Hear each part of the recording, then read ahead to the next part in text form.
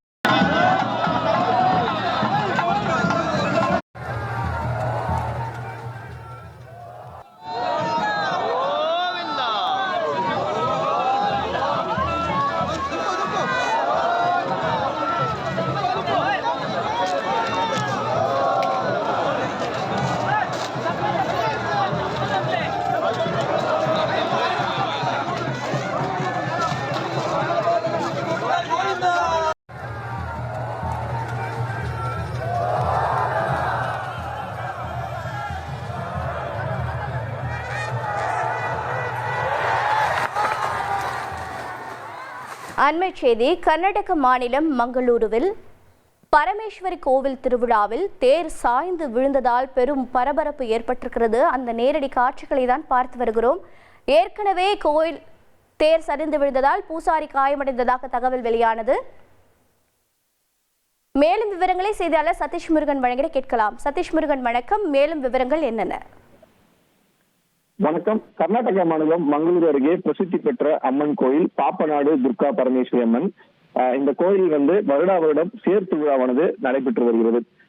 வருடம் சுமார் 30 அடிக்கும் மேற்பட்ட உயரத்துல இந்த தேர் திருவிழாவானது தொடர்ந்து நடைபெற்று வந்த நிலையில அண்மையில் நடைபெற்ற அந்த தேர் திருவிழாவின் பொழுது தேர்னுடைய மேற்பகுதி சரிந்து கீழே விழுந்த விபத்து ஏற்பட்டிருக்கிறது. அதற்கான காட்சியில தான் பார்த்து கொண்டிருக்கோம். இந்த விபத்துல தேரில் அமர்ந்திருந்த ஒரு பூசாரிக்கு காயம் ஏற்பட்டு அவர் மருத்துவமனை அனுமதிக்கப்பட்டு சிகிச்சை பெற்று வருகிறார். இந்த தேர் பொறுமையாக சாய்வதை பொதுமக்கள் பார்த்ததால் அனைவரும் சிதறி ஓடி இருக்கிறார்கள். எனவே அருகாமையில் இருந்தவர்கள் மீது இந்த தேர் விழுவதனால் எந்த விதமான காயமோ அல்லது உயிரிழப்போ எதுவும் ஏற்படவில்லை.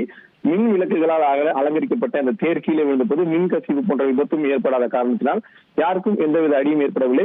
தேரில் உள்ளே அமர்ந்திருந்த பூசாரி ஒருவருக்கு மட்டும் லேசான காயம் அடைந்து மருத்துவமனை சிகிச்சை பெற்று வந்திருக்கிறார். இந்த விபத்து தொடர்பாக அந்த பகுதியில் பெரும் பரபரப்பு ஏற்பட்டிருக்கிறது.